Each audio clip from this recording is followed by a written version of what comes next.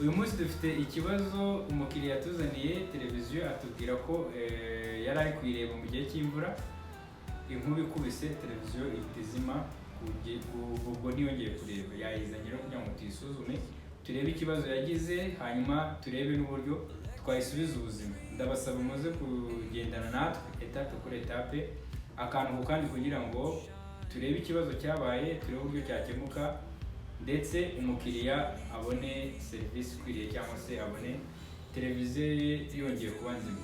Iyi televiziyo yacu tugiye gukora yitwa Eternity TV. Urumva twababwiye ko televiziyo hariho brand nyinshi cyane muri iki gihe, iyi ushobora gusanga ni bwa mbere yumvise, ariko iyo turi kubigisha aha ngaha ntabwo tuba tubigisha gukora televiziyo z'ubwoko bumwe gusa, ahubwo ikijyanye na televiziyo cyose umuntu agomba kukiga tukagisobanukirwa akantu ku kandi, kugira ngo ntibazakuzanire televiziyo wenda ngo uvuge ngo jyewe namenye gukora. Iyi diode ni iri gusohokeraho 12 even ahangaha hariho kuri iyi cathode y'ino diode, uri kubona ko ari urabona ko ikarita yacu irafisha uburanga bw'inzu yawe si amarangi cyangwa intebe ziri muri salo. Ntiwibeshye kuko ishema n'icyubahiro cy'ibyo utunze ari televiziyo nziza kandi yakorewe ahantu heza. Ahangaha niho hazira Eshuri Technology Limited. Abangaba ni inzobere mu gukora televiziyo zapfuye bifashishije ikoranabuhanga rigezweho. Banacuruza kandi ibikoresho byose bya televiziyo, nta PS n'imwe wababurana. Ibuka kandi ko hari igihe ubuzima bukwereka amahirwe ariko si buri wese uyamenya. Batanga kandi amasomo y'igihe gito ibizwi nka short course, aho mu mezi 3 gusa uba uzi gutekinika televiziyo n'ibindi bikoresho byose bya electronique. Uru ni urufunguzo rw'ahazaza hawe, aho ubuhanga buhurira n'ikoranabuhanga. Eshuri Technology Limited dukorera mu mujyi wa Kigali hafi n'ibiro by'umurenge wa Gitega. Twandikire cyangwa duhamagare kuri 078 78 53 99 cyangwa 078 29 34 34 Eshuri Technology Limited, source of knowledge, engine of progress. Tubaye ikaze abadukurikiye kuri Eshuri TV. Eshuri TV ni YouTube channel y'ikigo cya Eshuri Technology Limited. Tubagezaho amasomo n'ibiganiro bitandukanye mu ikoranabuhanga. Muri iyi minsi turi kugenda tubereka uburyo bwo gukora televiziyo, tukagendana etape kuri etape cyangwa se intambwe ku yindi kugeza televiziyo irangiye. Twababwiye ko mu gihe umuntu ari gukora televiziyo hari ubumenyi bw'ibanze agomba kuba afite. Niyo mpamvu twahisemo gufungura workshop tubigishirizamo cyangwa se tubaheramo ubumenyi, tuboneraho no kubibutsa ko ku itariki 9 z'ukwezi kwa kabiri amasomo azatangira kuba bamaze kwiyandikisha bashya. Hanyuma namwe mutabasha kuza aho dukorera aya masomo, twizera ko abafasha umunsi ku munsi tugenda tubona feedback. Niyo mpamvu twahisemo kujya tubereka uburyo bwo gukora televiziyo etape kuri etape cyangwa se akantu ku kandi. Tukabereka akantu ku kandi uburyo televiziyo ikorwa kuva itangiye kugeza televiziyo irangiye. Uyu munsi dufite ikibazo umukiriya yatuzaniye televiziyo atubwira ko yari ari kuyireba mu gihe cy'imvura, inkuba ikubise televiziyo ihita izima, ubwo ntiyongeye kureba. Yayizanye rero kugira ngo tuyisuzume turebe ikibazo yagize, hanyuma turebe n'uburyo twayisubiza ubuzima. Ndabasaba muze kugendana natwe etape kuri etape, akantu ku kandi, kugira ngo turebe ikibazo cyabaye, turebe uburyo cyakemuka, ndetse umukiriya abone serivisi ikwiriye cyangwa se abone televiziyo yongeye kuba nzima. Reka tugendane rero urugendo. Twabonye ko mu gihe tugiye gukora televiziyo hari intambwe 3 z'ibanze tugomba kubanza gukora. Mbere na mbere tubanza gutegura espace cyangwa se imeza tugiye gukoreraho, tukayiha umwanya uhagije kugira ngo tube dufite umwanya uhagije wo kuza gushyiraho ibikoresho bya televiziyo, spares turi gufunguraho, tuzishyira ahantu hari umutekano ku buryo nta kibazo televiziyo yagira. Ubu iyo ni intambwe ya mbere. Tugomba kubanza kukuringa imeza cyangwa se tukayiha umwanya uhagije. Etape ya kabiri ni organizinga ibikoresho cyangwa se gushyira mu mwanya ibikoresho turi buze gukenera kugira ngo tutaza gutakaza umwanya. Muri ibyo bikoresho iby'ibanze by'ingenzi ni digital multimeter cyangwa se appareil digital.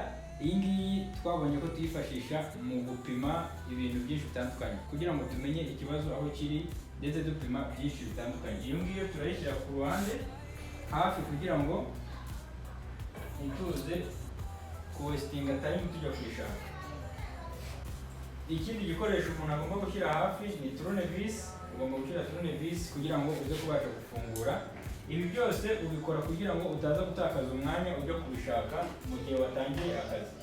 Dushobora gukenera playa cyangwa se ipensi mu gihe dukeneye kugira ibyo dukata. Dukenera kandi iron soldering cyangwa se ferrasudi, nayo tuyishyira hafi. Tugakenera umukasi cyangwa playa kugira ngo nihagira ibyo dushaka gukata tuze gukata. Rimwe na rimwe dukenera no gukora modification cyangwa se dufite ibyo dushaka gukata, kuko rimwe na rimwe iyo byabaye ngombwa ko dushyiramo nka motherboard yindi dukenera gukata kuko ports zitaba ziteye kimwe. Iyi rero ni electric cutter cyangwa ponceuse, nayo tuyishyira hafi kugira ngo ibikoresho byose turi bukenere tuze kuba tubifite hafi. Ntabwo twakwirengagiza icyo twita person protective equipments. Ni ibikoresho by'ibanze umuntu aba agomba gukenera mu gihe ari gukora kugira ngo hataba mu buryo bwo kwirinda impanuka zitandukanye zishobora kumugeraho. Iyi ni helmet cyangwa se casque irinda umutwe, iyo nayo ugomba kuyishyira hafi, ndetse n'amagloves nayo ajya ku ruhande. Etape ya gatatu, etape ikurikiye kuba ari ukureba televiziyo yawe, modeli yayo, power supply cyangwa se power sources yayo ni AC, ni DC, ikoresha umuriro wa D7 cyangwa se wa SanDisk. Ibi byose uba ugomba kubireba mbere yuko uba wagira ikindi ukora. Iyo niyo etape rero tugezeho. Nk'uko mubibona, modeli y'ino televiziyo iba yanditseho hano ni 40 LED TV, hanyuma ukareba umuriro yinjiramo kuva hagati y'110 kugera kuri 240. Ubona kuvuga ko iyi televiziyo turi allowed kuza kuyicomeka mu mashanyarazi yacu dufite hano ya 220. Iyi televiziyo yitwa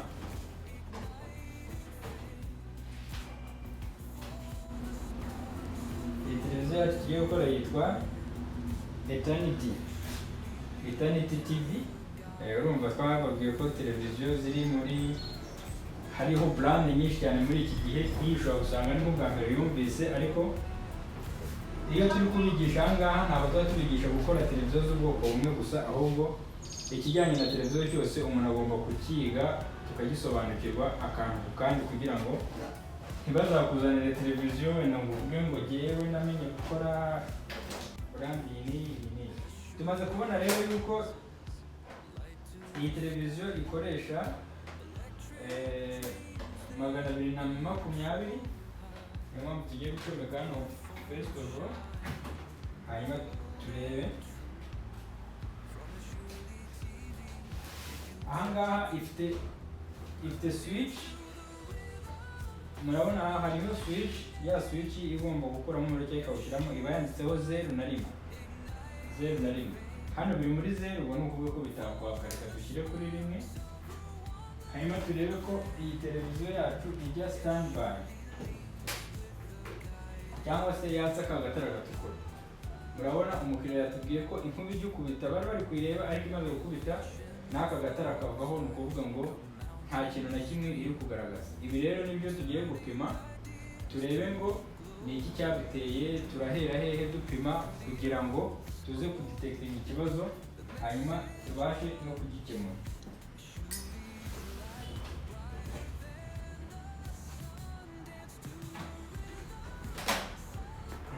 Mbere yuko wenda tunahambura, reka tubanze turebe ngo iyi televiziyo mbere na mbere iyi televiziyo umugozi wayo cyangwa se power cable yayo ifitemo fuse cyangwa se ifitemo protection.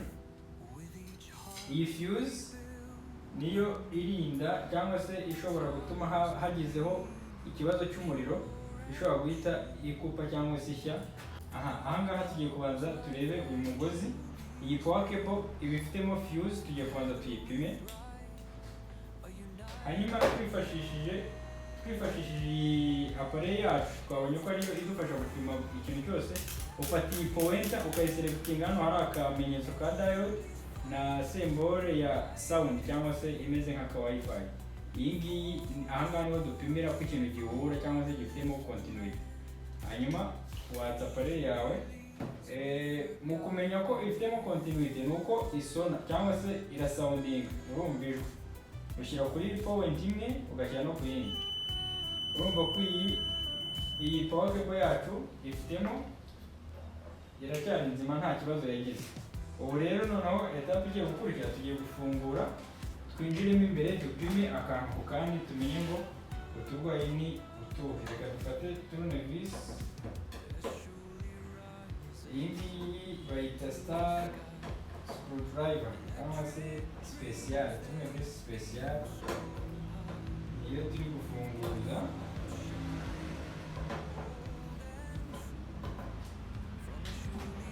bibutse abantu mushaka gukurikira aya masomo mwageze kuri workshop ko ku itariki 9 abanyeshuri bashya bazaza tugatangira kwiga, nawe ntucikanwe nimba uri tayari uzaze. Kandi no mu gihe waba utabashije kuza wowe kuri subscribe, amasomo yose tuzatuyenyuzaho. Gusa biba bisaba ko ugendana akantu ku kandi, ukareba video nyine ukayirangiza, ukakurikiranya ibintu byose uko bikurikirana.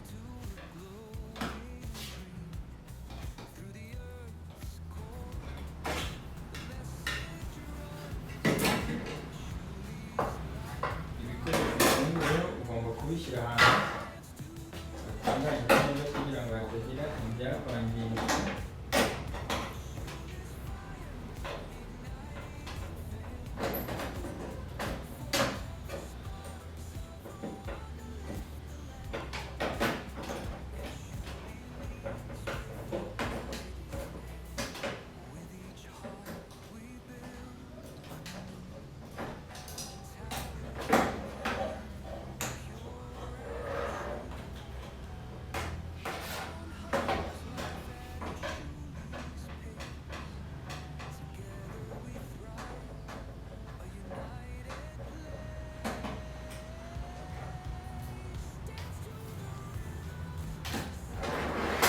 Ayangaya ni amasomo afata mu gihe gitoya akaba yabasha kuyabyaza umusaruro mu buryo bumwe cyangwa ubundi.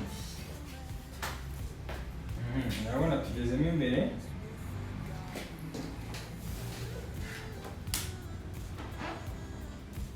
ahangaha ni iyi televiziyo yacu ifitemo motherboard imwe ifatanye na power supply ndetse ifatanye na booster. Twagiye tubabwira ko amakarita cyangwa se motherboard ziri mu byiciro bitandukanye. Hari motherboard ifatanye na power supply, ifatanye na booster, hakaba n'ibifatanye na power supply na booster ndetse na T-Con. Iyi yacu nimba mwitegereza neza aha muri kubona ko harimo motherboard gusa, hanyuma twagira FFS cable iva kuri motherboard ijya hehe, ijya ku kirahure direct. Ariko T-Con ntabwo ikorewe hano kuri iyi karita, ahubwo T-Con ikoreye ahangaha kuri iki kirahure. Hanyuma reka dupime turebe ngo ikibazo kiri hehe, ni iki gituma iyi televiziyo yacu itaka na standby.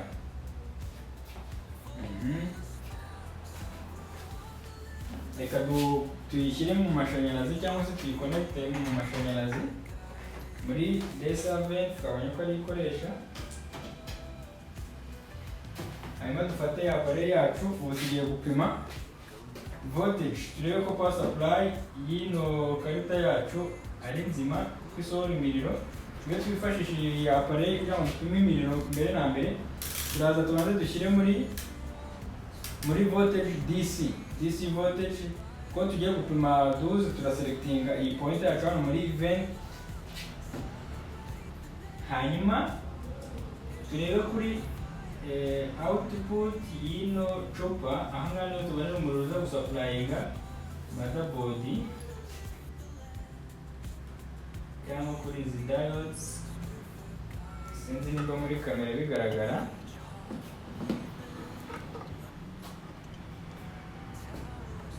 Izi diode nizo, iyi diode ni iri gusohokeraho 12 even ahangaha hariho kuri iyi cathode y'ino diode uri kubona ko hari gusohokaho umuriro wa 74. Urabona ko imiriro irimo. Hanyuma tuze kuri iki gice cya process, tuze turebe ko imiriro iza gusupplyinga processeur ihari. Ubundi processeur ibijyamo akariro ka 5. Tugiye kureba ko kuri izi capacitor ziyegereye haba hariho 5. Urabona processeur yacu yo nta miriro ifite, nta miriro iri kwigiraho.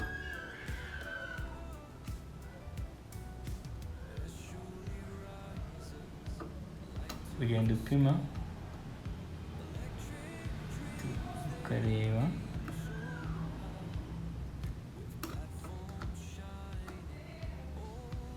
Kugira ngo murabona ko ino processeur yacu itari supplied. None reka turebe izi capacitor ziyegereye, twibaze ngo harimo izaba zifite kurusiri cyangwa se zamaze gushya.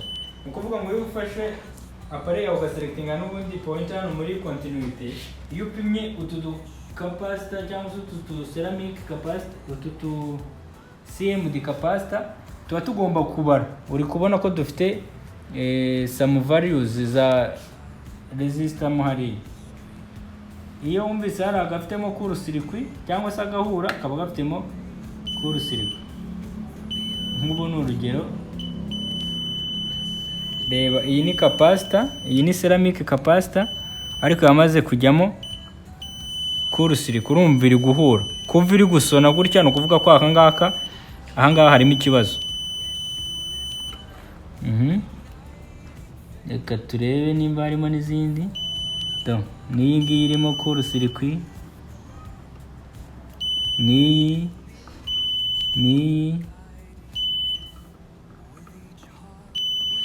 Ni ukuvuga ngo ahangaha izi capacitor ntabwo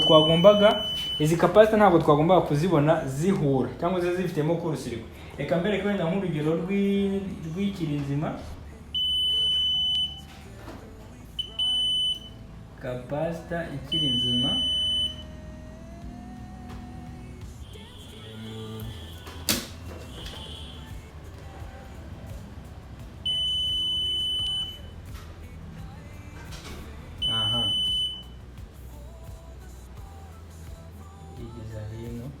uri kubona iyi ni capacitor ariko ifite valeur, irimo irabara, ntago ihura. Ni ukuvuga ngo iyo ihura, urumva aha kuri izi ziri kuri ino processeur zose zamaze kugira gute, zamaze gushya. Ubu rero kandi si ukuvuga ngo zarahiye, ahubwo ikibazo kirimo muri processeur. Reka wenda mbaho urugero, reka nkureho imwe muri izi ziri guhura, nivamo muri system ntabwo iri bwongere gusona cyangwa se ntabwo iri bube iri short circuited.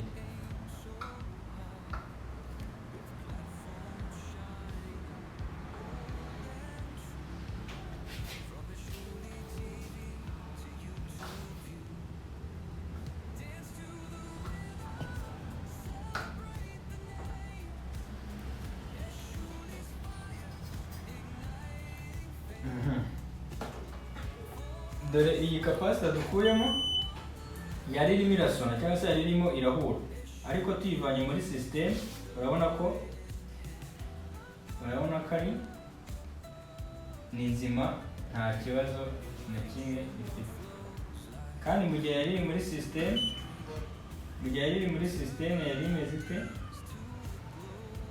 yari iri guhura. Ni ukuvuga ngo rero iyi processeur, ikibazo iyi nkuba yarakubise bigera muri ino processeur. Iyi processeur rero kuyiteraho no kuyibona byagorana, nta nubwo yapfa kuboneka byoroshye, ariko ibonetse umuntu aba ashobora kuyitera aho twaberetse uburyo bwo gutera poroseseri. Igisubizo rero tugiye guha uyu mukiriya wacu, kuko tumaze kubona ko ikibazo power supply ni nzima, even na booster ubu ngubu ni nzima kuko dushobora kuyikorera switch amatara akaka, ariko igice cya poroseseri kandi aricyo gikontorora ibintu byose cyamaze gupfa, cyamaze kugiramo kurusiripa.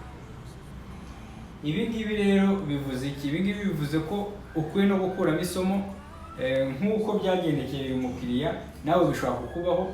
Ni ukuvuga ngo mu gihe imvura iri kugwa irimo inkuba, cyangwa se mu gihe imvura iri kugwa, ni byiza ko utandukanya televiziyo yawe na internet, cyangwa se utandukanya udisconnectinga wifi kuri televiziyo yawe, cyangwa se ugakuramo na LAN ikijyanye na internet ndetse na antenne.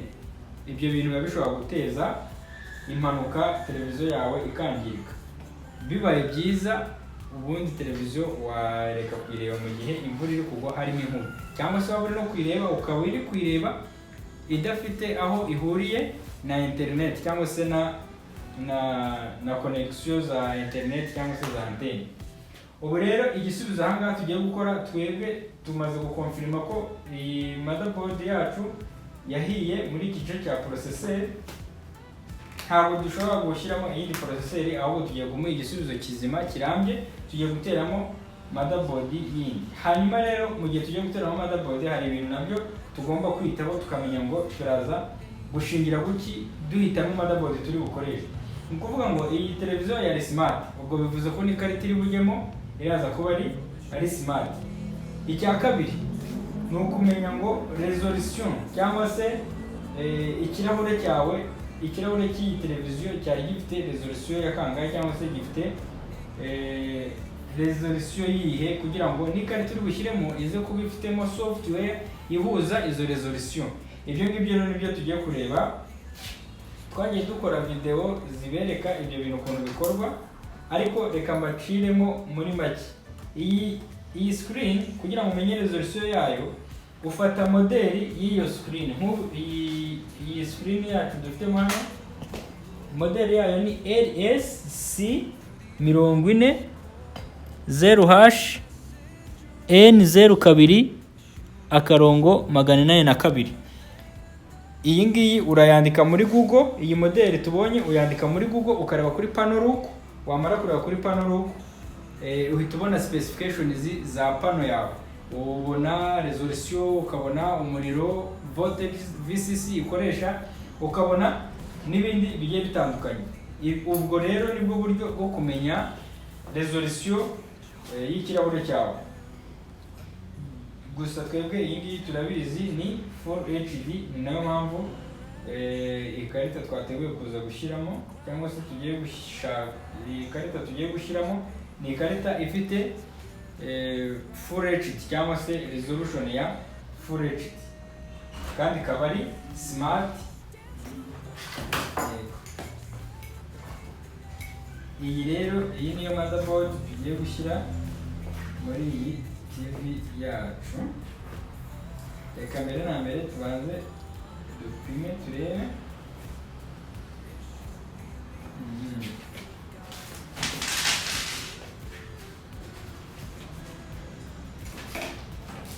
Iyi ngiyi yapfuye tuyikuremo.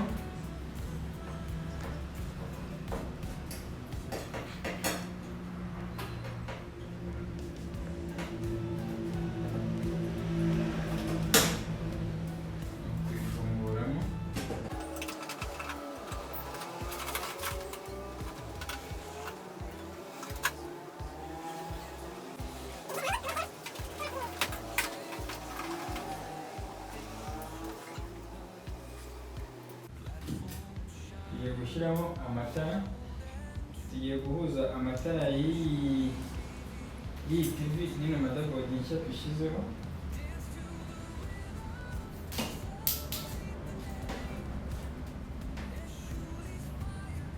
Aya matara ari mu bice bibiri, niyo mpamvu ubona afite udusoki tubiri. Hanyuma kuko iyi karita yacu tugiye gushyiraho ifite soki imwe, aya matara yacu tugiye kuyahuza, tugiye kuyashyira mu buryo bwa parallel.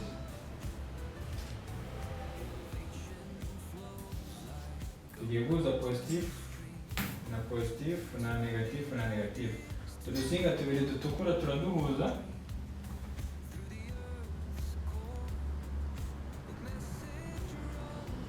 utu dusinga dutukura nitwo positive,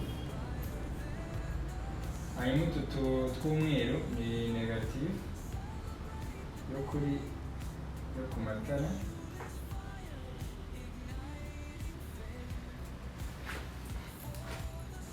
Turangiza tuduhuze,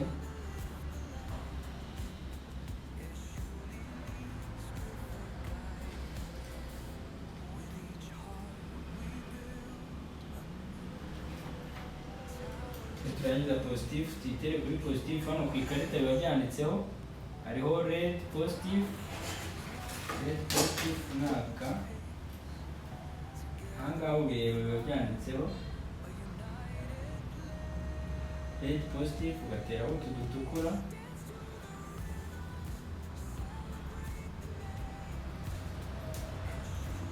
red minus, nayo ugateraho utu tw'umweru. Ubwo ikijyanye n'amatara tugishyizeho, tugiye gushyiraho display cyangwa se iyi LVDS yatangaga ihuza motherboard na screen.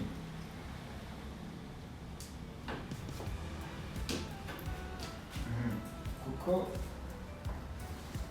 tumaze kubihuza, hanyuma tugiye gupima twumve ko biri guhura neza ku buryo tudashobora guteza ikibazo muri screen yacu. Ni ukuvuga wenda tugiye kubanza dupime umuriro. Ahangaha haba hari akamenyetso kagaragaza aho umuriro winjirira. Tugiye kubanza dupime turebe ko bihura na fusible yo kuri iyi screen yacu. Urumva ko umuriro aho winjirira niho. Reka turebe, tukareba ko akambere bihura n'akambere, hanyuma n'akanyuma tukareba ko bihura n'akanyuma, kugira ngo tutaba twateza kurusira. Urumva ko ibintu bimeze neza. Hanyuma tugiye gushyiramo umuriro, tugiye gucomeka, hanyuma dupime turebe ko amatara yatse, turebe ko display iriho, hanyuma dutangire ya etape yo kuba twakora iki, twakora modification. Ubwo mbere yo gushyiramo umuriro ugomba kureba ko iyi karita yawe iri izole, cyangwa se itakora kurusirika kuri iki cyuma bigateza kurusirika. Gacometse, reka twatse turebe.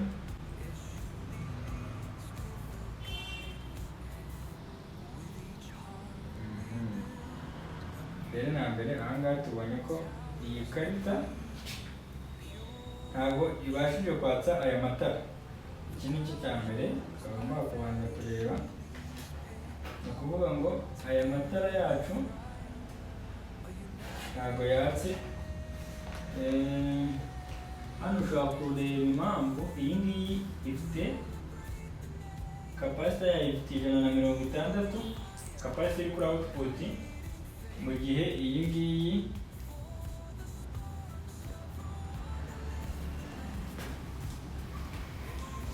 kapasita zaho zifite 100. Urumva ko uyu muriro wo ni mwinshi. Reka tuwugabanye. Tugenda gute kuwugabanya? Aya matara yacu yari ari muri series, nani twashyize muri parallel, tugiye kuyashyira muri series kugira ngo ase nayongera consommation umuriro, aho kuba mwinshi bihure. Ubwo kubigira series rero turabigenza gute? Turafata plus imwe tuhuze na minus imwe,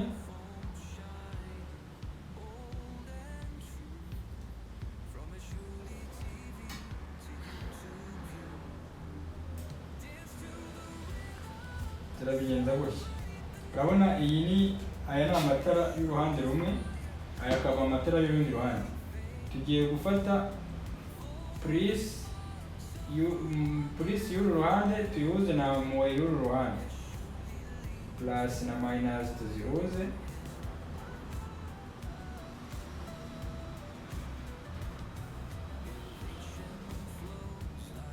plus na minus tubihuze,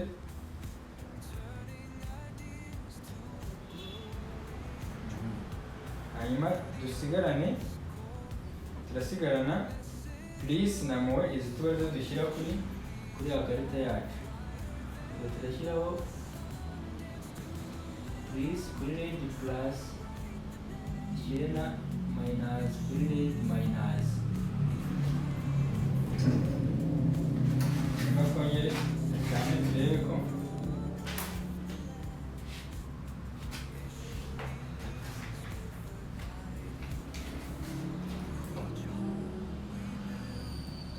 amatara yacu yaka.